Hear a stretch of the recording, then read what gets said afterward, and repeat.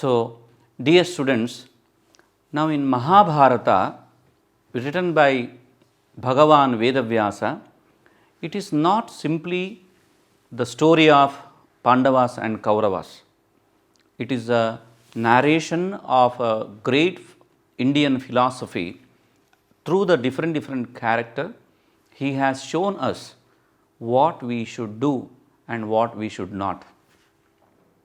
How to live happy life, and at the end of the life, how to get a salvation. This everything has been described in Mahabharatam. And one of the greatest Indian religious books, Bhagavad Gita, is included in the Mahabharata. As everyone we know, Bhagavad Gita is an advice given by the Lord Sri Krishna to Arjuna how to proceed the Mahabharata battle. My dear students, let us, with this small lesson, Gitamritam, we will see 4 to 5 small stanzas. Through this, we will try to introduce Bhagavad Gita to all of us. Please open the textbook, page number 53, lesson number 10, Gitamritam. Mahabharatam, ಇದು ಕೇವಲ ಐತಿಹಾಸಿಕ ಕಾವ್ಯವಲ್ಲ, ಇದನ್ನು ಪಂಚಮ ವೇದ ಎಂಬುದಾಗಿ ಕೂಡ ಕರೀತಾರೆ. ಯಾಕೆ ಪಂಚಮ ವೇದ ಅಂತಂದರೆ, 4 ವೇದಗಳ ಸಾರಾಂಶ, 4 ವೇದಗಳನ್ನು ಓದಿದಾಗ ಸಿಗುವಂತಹ ಜ್ಞಾನ ಈ ಒಂದು ಮಹಾಭಾರತದಲ್ಲಿ ಭಾರತವನ್ನು ಓದಿದಾಗ ಸಿಗುತ್ತೆ ಅಂತಕ್ಕಂಥದ್ದು ಮಹಾನ್ ಪಂಡಿತರ ಒಂದು ಅಭಿಪ್ರಾಯ. ಅಂತಹ ಈ ಮಹಾಭಾರತ, ಅದರಲ್ಲಿಯೂ ಕೂಡ ಭಗವದ್ಗೀತೆ ನಮ್ಮೆಲ್ಲರ ಜ್ಞಾನ ಬೆಳಕನ್ನು, ಜ್ಞಾನ ಚಕ್ಷುಷುವನ್ನು ಬೆಳಗುವುದರಲ್ಲಿ ಸಂದೇಹವಿಲ್ಲ. ಈ ಮಹಾಭಾರತವನ್ನು ಬರೆದಿರತಕ್ಕಂಥದ್ದು ಸಾಕ್ಷಾತ್ ಶ್ರೀಮನ್ನಾರಾಯಣನ ಅವತಾರವೇ ಎಂದು ನಾವು ನಂಬಿರ್ತೇವೆ. ಅಂತಹ ಭಗವಾನ್ ವೇದವ್ಯಾಸ ಮಹರ್ಷಿಗಳು ಈ ಮಹಾಭಾರತವನ್ನು ಗಣೇಶನ, ಶ್ರೀ ಗಣಪತಿಯ ಒಂದು ಅನುಗ್ರಹದಿಂದ, ಅವರ ಸಹಾಯದಿಂದ ಈ ಮಹಾಭಾರತವನ್ನು ಬರೆದರು ಎಂಬುದು ಇತಿಹಾಸ. ಈ ಮಹಾಭಾರತದಲ್ಲಿ ಒಟ್ಟು 1,25,000 ಶ್ಲೋಕಗಳು, ಮಹಾನ್ ಅಗಾಧವಾದ ಜ್ಞಾನರಾಶಿ. ಅದರಲ್ಲಿ ಕೆಲವು ಶ್ಲೋಕಗಳು, ಅದು ಕೂಡ ಪವಿತ್ರ ಧರ್ಮಗ್ರಂಥವಾದ ಭಗವದ್ಗೀತೆಯ ಶ್ಲೋಕಗಳನ್ನು ನಾವು ತಿಳ್ಕೊಳ್ಳೋಣ ಗೀತಾಮೃತಂ ಎಂಬಂತಹ ಒಂದು ಈ ಪಾಠದಲ್ಲಿ. ಮೊದಲನೇ ಶ್ಲೋಕ, ಸುಖ ದುಃಖೇ ಸಮೇ ಕೃತ್ವ ಲಾಭಾಲಾಭೌ ಜಯಾಜಯೌ ತತೋ ಯುದ್ಧಾಯ ಯುಜ್ಯಸ್ವ ನೈವಂ ಪಾಪಂ ಅವಾಪ್ಸ್ಯಸಿ. ಇದು 2ನೇ ಅಧ್ಯಾಯದ 37ನೇ ಶ್ಲೋಕ. ಭಗವದ್ಗೀತೆಯಲ್ಲಿ ಒಟ್ಟು 18 ಅಧ್ಯಾಯಗಳು, 700ಕ್ಕೂ ಹೆಚ್ಚು ಶ್ಲೋಕಗಳು ಭಗವದ್ಗೀತೆಯಲ್ಲಿ. ಅದರಲ್ಲಿ ಕೆಲವು ಆಯ್ದ ಶ್ಲೋಕಗಳನ್ನು ಇಲ್ಲಿ ಕೊಟ್ಟಿರ್ತಾರೆ. ಮೊದಲನೆಯದು ಸುಖ ದುಃಖೇ ಸಮೇ ಕೃತ್ವ. ನೋಡಿ, ಸಮಸ್ಥಿತಿ ಅಂತ ನಾವು ಹೇಳ್ತೀವಿ. ಇದು ಸ್ವಲ್ಪ ನೀವು ತತ್ವವನ್ನು ಅರ್ಥ ಮಾಡ್ಕೊಳ್ಳಿ. ಮನುಷ್ಯನು ಆರೋಗ್ಯವಾಗಿರಬೇಕು, ಜಯವನ್ನು ಗಳಿಸಬೇಕು, ಸಂತೋಷವಾಗಿರಬೇಕು ಅಂತಂದರೆ ನಮ್ಮ ಶಾರೀರಿಕ ಸುಖದ ಸ್ವಾಸ್ಥ್ಯದ ಜೊತೆಗೆ ಮನಸ್ಸಿನ ಆರೋಗ್ಯವು ಕೂಡ ಅತ್ಯಂತ ಪ್ರಮುಖ. ಅಂದರೆ ಮಾನಸಿಕವಾಗಿಯೂ ಮನಃಶಾಂತಿ ಅಂತ ಹೇಳ್ತಾರೆ ತುಂಬ ಜನ. ಅಂದರೆ ಮನಸ್ಥಿತಿ, ಯಾವುದೇ ರೀತಿಯ ಗೊಂದಲಗಳು, ಯಾವುದೇ ರೀತಿಯ ವೈಮನಸ್ಯ, ಯಾವುದೇ ರೀತಿಯ ರಾಗದ್ವೇಷಾದಿ ದುಃಖಗಳು, ಯಾವುದೇ ರೀತಿಯ ಮನಸ್ಸಿನ ಬಾಧೆ ಇರದೇ ಇದ್ದಾಗ ನಮ್ಮ ಗುರಿಯೆಡೆಗೆ, ನಮ್ಮ ಲಕ್ಷ್ಯದೆಡೆಗೆ ಸಾಗುವುದು ಅತ್ಯಂತ ಸುಲಭ ಎಂಬುದು ಪಂಡಿತರ ಅಭಿಪ್ರಾಯ. ಹಾಗಾಗಿ ಸುಖ ದುಃಖೇ ಸಮೇ ಕೃತ್ವೇ, ಸುಖ ಬರಲಿ ಅಥವಾ ದುಃಖವಿರಲಿ, ಸಮನಾದ ಮನಸ್ಥಿತಿಯನ್ನು ಇಟ್ಟುಕೊಂಡು ಲಾಭ ಅಲಾಭೌ ತಥಾ ಜಯ ಅಜಯೌ, ಈ ಎಲ್ಲ ಪರಿಸ್ಥಿತಿಯಲ್ಲೂ ಕೂಡ ಸಮಚಿತ್ತದಿಂದ ಇರತಕ್ಕಂಥದ್ದು.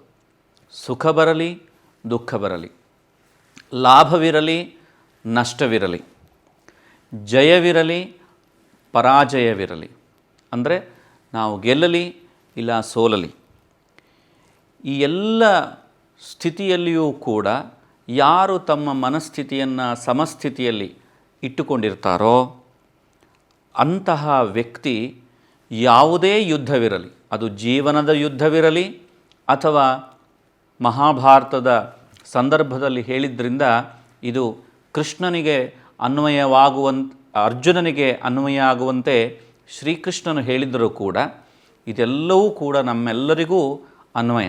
ನಮ್ಮ ಜೀವನದ ಯುದ್ಧವಿರಲಿ ಅಥವಾ ಪರೀಕ್ಷೆ ಎಂಬ ಅತ್ಯಂತ ಕ್ಲಿಷ್ಟಕರವಾದಂತಹ ನಮ್ಮ ಒಂದು ಸಂದರ್ಭವಿರಲಿ, ಈ ಎಲ್ಲ ಸಂದರ್ಭಗಳಲ್ಲಿಯೂ ಕೂಡ ಯಾರು ಈ ಸಮಸ್ಥಿತಿಯನ್ನು ಇಟ್ಟುಕೊಂಡಿರ್ತಾರೋ ಅವರು ಯಾವುದೇ ರೀತಿಯ ತಪ್ಪುಗಳನ್ನು ಮಾಡಲು ಸಾಧ್ಯವೇ ಇಲ್ಲ. ಅವರು ಯಾವಾಗಲೂ ಖಂಡಿತವಾಗಿಯೂ ಜಯವನ್ನು ಹೊಂದುತ್ತಾರೆ ಎನ್ನುವುದು ಈ ಶ್ಲೋಕದ ತಾತ್ಪರ್ಯ. My dear students, totally Bhagavad-gita is consist with 18 chapters, more than 700 stanzas. In that, only few important stanzas they have collectively given here under Gitamritam. In that, one of the very important stanza comes in second chapter. It is telling Sukha Dukkhe Same Kritva Labho Jaya Jayau.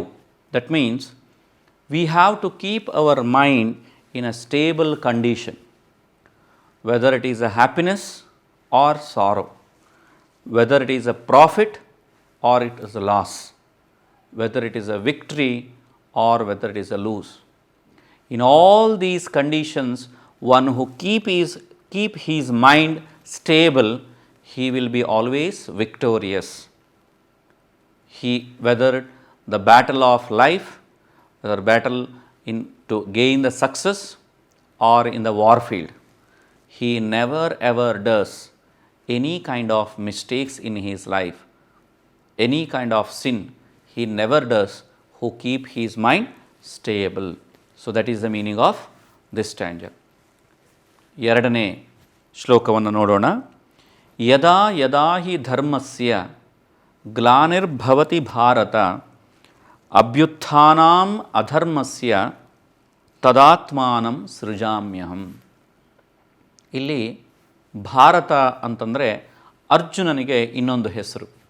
ಹೇ ಭಾರತ, ಎಲೆ ಅರ್ಜುನನೇ, ಯದಾ ಯದಾ ಹಿ ಧರ್ಮಸ್ಯ, ಧರ್ಮ ಅಂತಂದರೆ ಒಳ್ಳೆಯದು, good deeds, righteousness, ಯಾವ ಒಳ್ಳೆಯ ಧರ್ಮ, ಒಳ್ಳೆಯ ನಡತೆ, ಸನ್ನಡತೆ, ಸಚ್ಚಾರಿತ್ರ್ಯ, ಸೇವೆ, ನಿಸ್ವಾರ್ಥವಾದಂತಹ ತೊಡಗಿಸಿಕೊಳ್ಳುವಿಕೆ, ಇವುಗಳೆಲ್ಲವೂ ಕೂಡ ಧರ್ಮದಲ್ಲಿ ಅಡಕವಾದದ್ದು.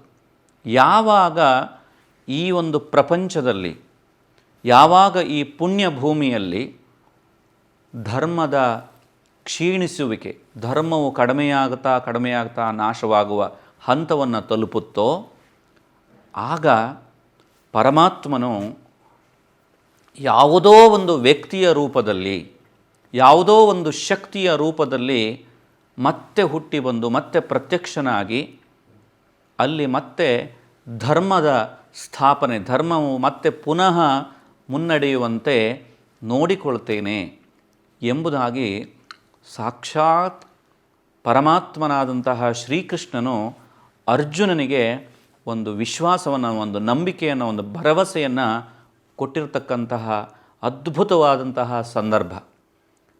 ಅರ್ಜುನ ಯುದ್ಧದ ಮುಂಚೆ ತನ್ನ ಆತ್ಮವಿಶ್ವಾಸವನ್ನು ಕಳೆದುಕೊಂಡು ಹೇಗೆ ಯುದ್ಧಕ್ಕೆ ಮುಂದಕ್ಕೆ ಹೋಗಲಿ, ಯುದ್ಧವನ್ನು ಹೇಗೆ ಮಾಡಲಿ ಎಂದು ಚಿಂತಾಕ್ರಾಂತನಾದಾಗ ಅವನಿಗೆ ಧೈರ್ಯವನ್ನು ತುಂಬಲು ಈ ಎಲ್ಲ ಮಾತುಗಳು ಸಾಕ್ಷಾತ್ ಶ್ರೀಕೃಷ್ಣನ ಬಾಯಿಂದ ಬಂದಂಥವು. ಇವಾಗಲೂ ನಾವು ಗಮನಿಸ್ತಾ ಇದ್ದೀವಿ, ಎಲ್ಲಿ ಎಲ್ಲಿ ಅಧರ್ಮ, ಅಸತ್ಯಗಳು ಜಾಸ್ತಿ ಆಗ್ತವೋ ಯಾವುದೋ ಒಂದು ರೂಪದಲ್ಲಿ, ಯಾವುದೋ ಒಂದು ಶಕ್ತಿ, ವ್ಯಕ್ತಿಯ ರೂಪದಲ್ಲಿ ಆ ಅಧರ್ಮವು ಮತ್ತೆ ಅದನ್ನು ಕೊನೆಗಾಣಿಸಿ ಧರ್ಮದ ಸ್ಥಾಪನೆಯಾಗುವಂತೆ ನೋಡಿಕೊಳ್ತಾರೆ. ಇದನ್ನು ನೀವು ಗಮನಿಸ್ಬೋದು. ಅದನ್ನೇ ಯದಾ ಯದಾ ಹಿ, ಯಾವಾಗ ಯಾವಾಗ, ಯಾವ ಯಾವ ಸಂದರ್ಭದಲ್ಲಿ, ಧರ್ಮಸ್ಯ, ಧರ್ಮದ ಅಂದರೆ ಒಳ್ಳೆಯತನದ, ಗ್ಲಾನಿ ಭವತಿ, ಗ್ಲಾನಿ ಅಂತಂದರೆ ಕ್ಷೀಣಿಸೋದು, ಕಡಿಮೆಯಾಗೋದು, ಭವತಿ ಆಗುತ್ತದೆಯೋ, ಭಾರತ ಅಂತಂದರೆ ಎಲೆ ಅರ್ಜುನನೇ, ಅಂತಹ ಸಂದರ್ಭದಲ್ಲಿ ಧರ್ಮಸ್ಯ ಅಭ್ಯುತ್ಥಾನಾಂ ಅಧರ್ಮಸ್ಯ, ಅಂದರೆ ಅಧರ್ಮದ ಅಭಿವೃದ್ಧಿ ಆಗ್ತಾ ಇದೆ ಅನ್ನುವ ಸಂದರ್ಭದಲ್ಲಿ ತದಾತ್ಮಾನಂ ಸೃಜಾಮ್ಯಹಂ, ಅಂತಹ ಸಂದರ್ಭದಲ್ಲಿ ಆತ್ಮಾನಂ, ನನ್ನ ರೂಪದಲ್ಲಿ ನಾನೇ ಬೇರೊಂದು ರೂಪದಲ್ಲಿ ಸೃಜಾಮ್ಯಹಂ, ಮತ್ತೆ ಪುನಃ ನಾನು ಆವಿರ್ಭವಿಸುತ್ತೇನೆ, ಅಂದರೆ ಮತ್ತೆ ಹುಟ್ಟಿ ಬರ್ತೇನೆ. ಇದು ಶ್ರೀಕೃಷ್ಣನ ಮಾತು. ಮೈ dear students, this is from the 4th chapter, one more very meaningful one. By this we have to understand how important our believeness is. So what Lord Shri Krishna is telling to Arjuna, through Arjuna, his message to all of us who believe in God. What he is telling?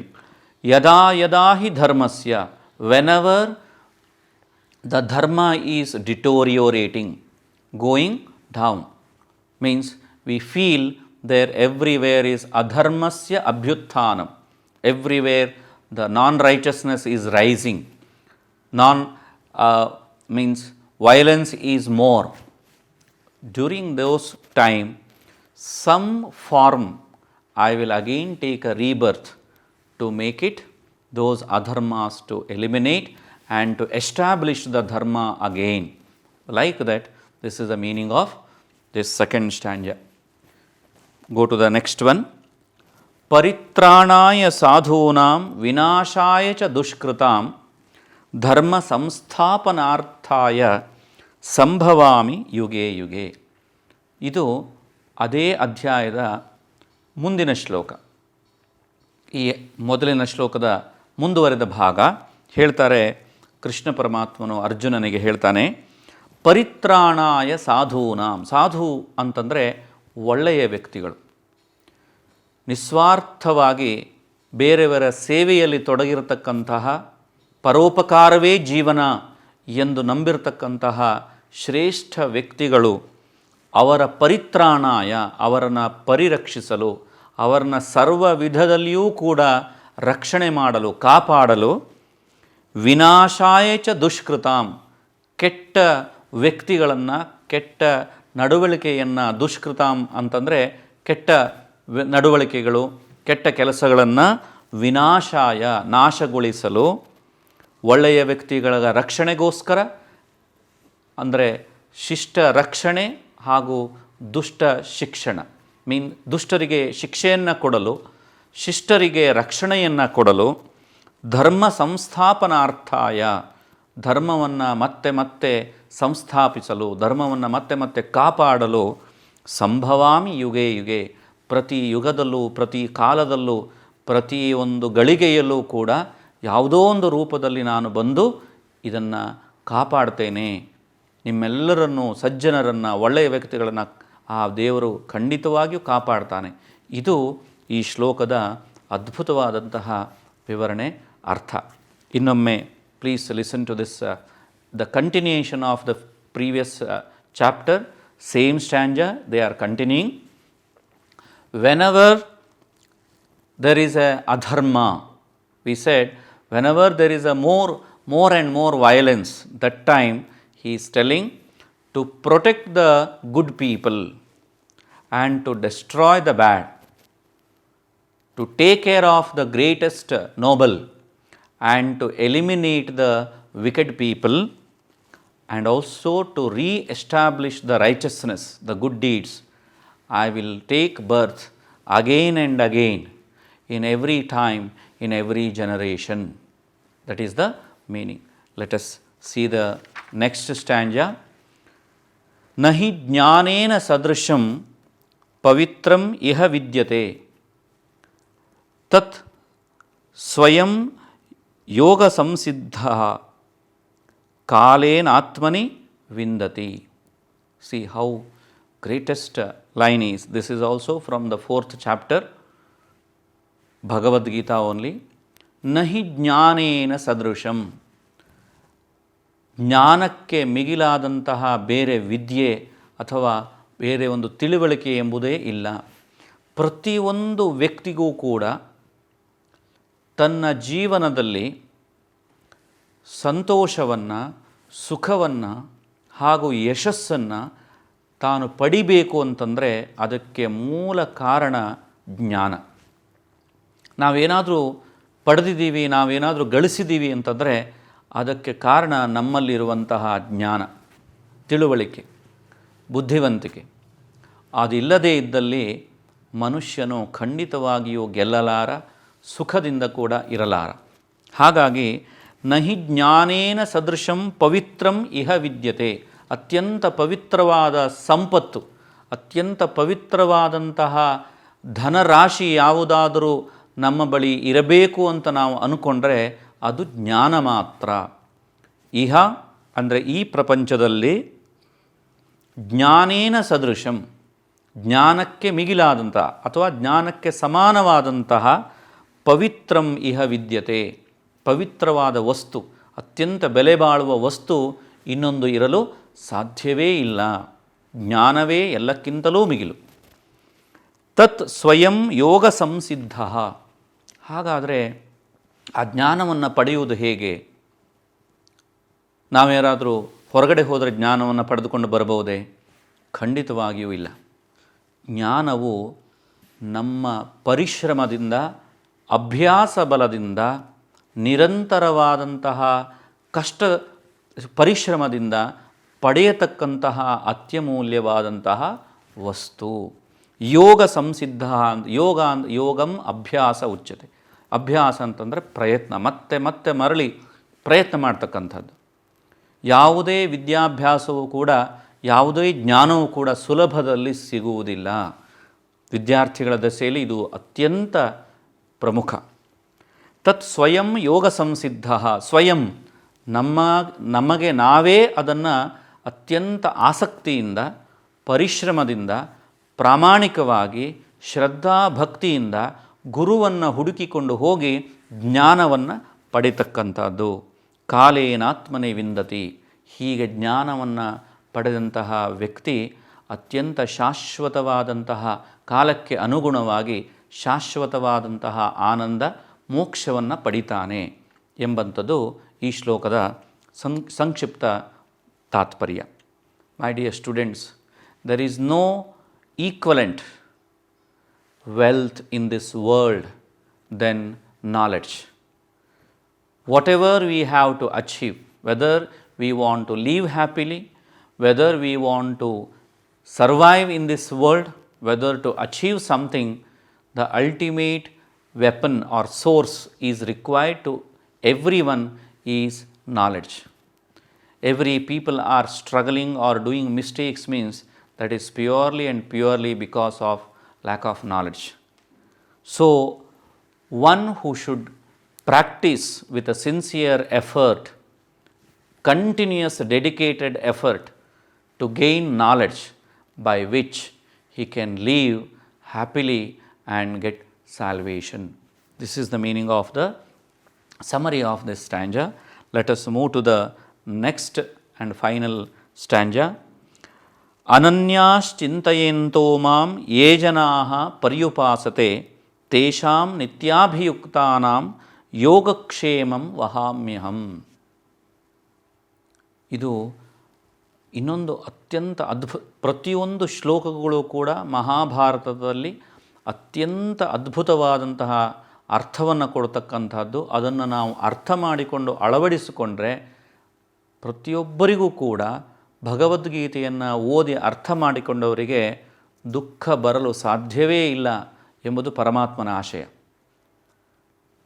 ಇದರಲ್ಲಿ ಅನನ್ಯಾಶ್ಚಿಂತಯಂತೋ ಮಾಂ, ಬೇರೆ ಯಾರೂ ಕೂಡ ನನಗೆ ಗತಿ ಇಲ್ಲ, ಬೇರೆ ಯಾರಲ್ಲೂ ಕೂಡ ನನಗೆ ವಿಶ್ವಾಸವಿಲ್ಲ, ನಂಬಿಕೆ ಇಲ್ಲ. ಹೇ ಪರಮಾತ್ಮ, ನಿನ್ನನ್ನು ಮಾತ್ರ ನಂಬಿದ್ದೇನೆ. ಹಾಗಾಗಿ ಲಕ್ಷ್ಯ ಯಾವಾಗಲೂ, ಗುರಿ ಯಾವಾಗಲೂ ಒಂದೇ ಆಗಿರಬೇಕು. ಇವತ್ತು ನಾನು ಏನು ಮಾಡಬೇಕು ಅಂತ ನಾವು ಅಂದ್ಕೊಂಡಿರ್ತೇವೆಯೋ ಅದನ್ನು ಪೂರೈಸುವವರೆಗೂ ಮಧ್ಯದಲ್ಲಿ ಬೇರೆ ಯಾವುದೇ ಕಾರಣಕ್ಕೂ ಕೂಡ ನಮ್ಮ ಗುರಿಯನ್ನು, ನಮ್ಮ ಲಕ್ಷ್ಯವನ್ನು ನಾವು ಮರಿಬಾರದು. ಹಾಗಾಗಿ ನಮ್ಮ ಶಾಶ್ವತ ಸುಖಕ್ಕೆ, ಶಾಶ್ವತ ಸಂತೋಷಕ್ಕೆ ಹಾಗೂ ನಮ್ಮ ಜೀವನದ ಸಾಕ್ಷಾತ್ಕಾರಕ್ಕೆ ಪರಮಾತ್ಮನೊಬ್ಬನೇ ನಮಗೆ ಮಾರ್ಗದರ್ಶಕ ಎಂಬಂತಹ ಈ ನಂಬಿಕೆ, ಬೇರೆ ಯಾರಿಂದಲೂ ಸಾಧ್ಯವಿಲ್ಲ ಎಂಬಂತಹ ನಂಬಿಕೆಯನ್ನು ನಾವು ಅನನ್ಯಾಶ್ಚಿಂತಯಂತೋ ಮಾಂ, ಯಾವುದೇ ರೀತಿಯ ಚಿಂತೆಗಳು, ಬೇರೆಯ ಯಾವುದೇ ಚಿಂತೆಗಳು ಇಲ್ಲದೆ, ಅನನ್ಯ ನ ಅನ್ಯ, ಬೇರೆ ಯಾರೂ ಇಲ್ಲ ಎಂಬಂತಹ ಒಂದು ಉದ್ದೇಶದಿಂದ ಯಹ ಜನಾಃ ಮಾಂ ಉಪಾಸತೆ, ಯಾವ ಭಕ್ತರು, ಯಾವ ಸಾಮಾನ್ಯ ಜನರು, ಯಾವ ಸಜ್ಜನರು ನನ್ನನ್ನು ಉಪಾಸನೆ ಮಾಡುತ್ತಾರೆಯೋ, ಇದು ಕೃಷ್ಣ ಅರ್ಜುನನಿಗೆ ಹೇಳುವ ಮುಖಾಂತರ ನಮ್ಮೆಲ್ಲರಿಗೂ ಕೂಡ ಸಂದೇಶವನ್ನು ಕೊಟ್ಟಿದ್ದಾರೆ. ಆ ಶಕ್ತಿ, ಆ ಭಗವಂತನು ಹೇಳ್ತಾರೆ, ಯಾರು ಬೇರೆ ಯಾವುದೇ ಮಾರ್ಗಗಳಿಲ್ಲದೆ ನನ್ನನ್ನು ಮಾತ್ರ ಅನುಸರಿಸುತ್ತಾರೋ, ನನ್ನನ್ನು ಮಾತ್ರ ವಿಶ್ವಾಸ ನಂಬಿಕೆಯಿಂದ ಆರಾಧಿಸುತ್ತಾರೋ, ಪೂಜಿಸುತ್ತಾರೋ, ಗೌರವಿಸುತ್ತಾರೋ ಅವರಿಗೆ ನಾನು ಏನು ಮಾಡ್ತೀನಿ, ತೇಷಾಂ ನಿತ್ಯಾಭಿಯುಕ್ತಾನಾಂ, ಅವರೊಂದಿಗೆ ನಾನು ಸದಾ ಇರ್ತೇನೆ, ಅವರನ್ನ ಸದಾ ಕಾಪಾಡ್ತೇನೆ. ಹಾಗೆ ಯೋಗಕ್ಷೇಮಂ ವಹಾಮ್ಯಹಂ, ಅವರಿಗೆ ಬೇಕಾದಂತಹ ಯೋಗ ಹಾಗೂ ಕ್ಷೇಮ. ಯೋಗ ಅಂತಂದರೆ ಅಪ್ರಾಪ್ತಸ್ಯ ಪ್ರಾಪಣಂ ಯೋಗ, ಪ್ರಾಪ್ತಸ್ಯ ರಕ್ಷಣಂ ಕ್ಷೇಮ. ಯಾವುದೇ ವಿಷಯ, ವ್ಯಕ್ತಿ ನಮಗೆ ಜ್ಞಾನ ಬೇಕು ಅಂತಾದರೆ ಅದನ್ನು ಪಡೆದುಕೊಳ್ಳುವುದೇ ಯೋಗ. ಆ ಪಡೆದುಕೊಂಡಿದ್ದನ್ನು ರಕ್ಷಿಸಿಕೊಳ್ಳುವುದು ಕ್ಷೇಮ. ಹಾಗಾಗಿ ಇವೆರಡನ್ನೂ ಕೂಡ ಕೊಡುವವನೂ ಅವನೇ, ಕೊಟ್ಟಿದ್ದನ್ನು ರಕ್ಷಿಸುವವನೂ ಆ ಪರಮಾತ್ಮನು. ಅಂತಹ ಪರಮಾತ್ಮನನ್ನು ನಾವೆಲ್ಲರೂ ಕೂಡ ತದೇಕ ಚಿತ್ತದಿಂದ, ಬೇರೆ ಯಾವುದೇ ವ್ಯಕ್ತಿಯ ಆಶ್ರಯವಿಲ್ಲ, ಬೇರೆ ಯಾವುದೇ ವ್ಯಕ್ತಿಯ ಬಗ್ಗೆ ನಾವು ಚಿಂತಿಸದೆ ನಮ್ಮನ್ನು ಆ ಪರಮಾತ್ಮನಲ್ಲಿ ನಾವು ಲೀನವಾಗಿಸಿಕೊಂಡಾಗ, ತೊಡಗಿಸಿಕೊಂಡಾಗ ನಮಗೆ ಬೇಕಾಗುವ ಸಕಲ ಇಷ್ಟಾರ್ಥಗಳು ಕೂಡ ಆ ಪರಮಾತ್ಮನಿಂದಲೇ ದೊರಕುತ್ತೆ ಅಂತಕ್ಕಂಥದ್ದು ಈ ಶ್ಲೋಕದ ತಾತ್ಪರ್ಯ. My dear students, when we seek shelter to one almighty without having any other option, those people will pray and worship the one and only the God, Lord Krishna. Then the Lord will take care of their all wishes, dreams and their needs, and also He will protect them. This is the meaning of this last stanza. Hope you have understood the meaning of these all. Now let us see the question and answers of this same lesson. It's a very simple lesson. You have to learn, you have to read each and every line, beautiful meaning and easy to understand. ಇದೇ ಈ ಪಾಠದ ಪ್ರಶ್ನೋತ್ತರಗಳನ್ನು ನೋಡೋಣ. ಮೌಖಿಕ ಪ್ರಶ್ನೆ, oral question and answers. ಅದರಲ್ಲಿ ಯುಗೇ ಯುಗೇ ಕಹ ಸಂಭವತಿ, ಪ್ರತಿ ಯುಗದಲ್ಲೂ ಯಾರು ಮತ್ತೆ ಮತ್ತೆ ಹುಟ್ಟಿ ಬರ್ತಾರೆ ಅಂತಂದರೆ ಇಲ್ಲಿ ಕೃಷ್ಣ ಪರಮಾತ್ಮ, ಭಗವಾನ್ ಶ್ರೀಕೃಷ್ಣ ಯುಗೇ ಯುಗೇ ಮತ್ತೆ ಮತ್ತೆ ಹುಟ್ಟಿ ಬರ್ತಾನೆ ಎಂಬಂತಹ ಅರ್ಥ. ಕಹ ಯೋಗಕ್ಷೇಮಂ ವಹತಿ, ಯಾರು ನಮ್ಮ ಯೋಗಕ್ಷೇಮವನ್ನು, ನಮಗೆ ಬೇಕಾದದ್ದನ್ನು ಕೊಟ್ಟು ಅದನ್ನು ರಕ್ಷಣೆಯನ್ನು ಯಾರು ಮಾಡ್ತಾರೆ ಅಂತಂದರೆ ಭಗವಾನ್, ಭಗವಂತನು. ಯೋಗೋ ನಾಮ ಕಹ ಅಂತ ಕೇಳಿದ್ದಾರೆ. ಯೋಗ ಅಂತಂದರೆ ಏನು ಅಂತಂದರೆ ಸಿಗದೇ ಇರುವುದು ಸಿಕ್ಕಿದಾಗ ಅದನ್ನು ಯೋಗ ಅಂತ ಕರಿತೀವಿ. ಅಪ್ರಾಪ್ತಸ್ಯ ಪ್ರಾಪಣಂ ಯೋಗ. ಇದು ಕೇವಲ ಮೌಖಿಕ ಅಭ್ಯಾಸಕ್ಕಾಗಿ. ಈಗ ಏಕವಾಕ್ಯೇನ ಉತ್ತರತ ನೋಡಿ, 55ನೇ ಪೇಜ್ನಲ್ಲಿದೆ. ಏಕವಾಕ್ಯೇನ ಉತ್ತರತ, ಒನ್ ವರ್ಡ್ ಆನ್ಸರ್. ಮಹಾಭಾರತ ಗ್ರಂಥಂ ಕಹ ವಿರಚಿತವಾನ್, who has written the Mahabharata, the greatest epic. ಯಾರು ಮಹಾಭಾರತ ಗ್ರಂಥವನ್ನು ಬರೆದರು? Bhagwan Vedavyasa. In the place of ಕಹ you have to replace this word and make it as a sentence. Mahabharata Grantham Bhagavan Vedavyasah Rachitavan. Second question, Kasmin Parvani Gita Asti, ಯಾವ ಪರ್ವದಲ್ಲಿ ಭಗವದ್ಗೀತೆಯು ಇದೆ? ಮಹಾಭಾರತದಲ್ಲಿ ನಾನು ಈಗ ಹೇಳಿದ ಹಾಗೆ 18 ಪರ್ವಗಳಿದೆ. ಅದರಲ್ಲಿ ಯುದ್ಧ ಪರ್ವ, ಅದರಲ್ಲಿ ಈ ಭಗವದ್ಗೀತೆಯು ಬರ್ತಕ್ಕಂಥದ್ದು. You can write the answer. ಯುದ್ಧ ಪರ್ವೇ ಗೀತಾ ಅಸ್ತಿ. ಮೂರನೇ ಪ್ರಶ್ನೆ, ಭಗವದ್ಗೀತಾ ಕೀದೃಶಾನ್ ವಿಷಯಾನ್ ಬೋಧಯತಿ. ಭಗವದ್ಗೀತೆಯು ಯಾವ ವಿಷಯಗಳನ್ನು ನಮಗೆ ತಿಳಿಸಿಕೊಡ್ತದೆ? ಭಗವದ್ಗೀತಾ ತತ್ವಶಾಸ್ತ್ರ ವಿಷಯಾನ್ ಬೋಧಯತಿ ಅಂತ ಬರೀರಿ. ಈಗ ವಿರುದ್ಧಾರ್ಥಕ ಶಬ್ದ ಮೂರನೇ ಮುಖ್ಯ ಪ್ರಶ್ನೆ. ಇದು ಅತ್ಯಂತ ಸುಲಭವಾದಂಥದ್ದು. ಧರ್ಮ ಅಧರ್ಮ, ಸಾಧು ಅಸಾಧು, ಲಾಭ ನಷ್ಟ. ಮತ್ತೊಮ್ಮೆ ಹೇಳ್ತೀನಿ. ಧರ್ಮ ಅಧರ್ಮ, ಸಾಧು ಅಸಾಧು, ಲಾಭ ನಷ್ಟ, ಸುಖಂ ದುಃಖಂ, ಪಾಪಂ ಪುಣ್ಯಂ. ಸುಖಂ ದುಃಖಂ ಪಾಪಂ ಪುಣ್ಯಂ. ಕೊನೆಯ ಪ್ರಶ್ನೆ, ಸಮಾನಾರ್ಥಕ ಪದ, synonyms. Bharat, here this word is given to addressing Arjuna. So that is why you can write synonym as Arjuna. ಈ ಪಾಠ್ಯ ಭಾಗದಲ್ಲಿ ಭಾರತ ಅಂತ ಕೃಷ್ಣ ಪರಮಾತ್ಮನು ಅರ್ಜುನನನ್ನು ಉದ್ದೇಶಿ ಹೇಳಿದ್ದರಿಂದ ಇಲ್ಲಿ ಅರ್ಜುನ ಎಂಬುದಾಗಿ ಅದರ ಸಮಾನಾರ್ಥಕ ಪದವನ್ನು ನಾವು ಬಳಸಬಹುದು.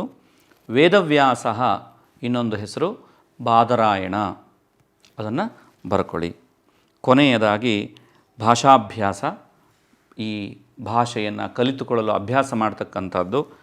ಗೀತಾಯಾ ಮಹತ್ವಂ ಜಾನಂತು. ಗೀತೆಯನ್ನು ಸಾಧ್ಯವಾದಷ್ಟು ಶ್ಲೋಕಗಳನ್ನು ಓದಿ ಅದರ ಅರ್ಥವನ್ನು ನಾವೆಲ್ಲರೂ ಕೂಡ ತಿಳಿದುಕೊಳ್ಳಿ. ಹಾಗೆಯೇ ಇಲ್ಲಿ ಕೊಟ್ಟಿರ್ತಕ್ಕಂತಹ 4-5 ಚಿಕ್ಕ ಚಿಕ್ಕ ಶ್ಲೋಕಗಳನ್ನು ಕಂಠಪಾಠ ಮಾಡಿ ನೀವೆಲ್ಲರೂ ಕೂಡ ಅತ್ಯಂತ ಜ್ಞಾನವಂತರಾಗಿ ಸುಖ ಸಂತೋಷಗಳನ್ನು ನಾವೆಲ್ಲರೂ ಕೂಡ ಅನುಭವಿಸುವಂತವಾಗಲಿ ಎಂಬುದು ಈ ಗೀತಾಸಾರಂ ಎಂಬಂತಹ ಪಾಠ್ಯದ ಆಶಯ. ಪ್ರಿಯ ವಿದ್ಯಾರ್ಥಿಗಳೇ, ಮತ್ತೆ ಸಿಗೋಣ. ಧನ್ಯವಾದ.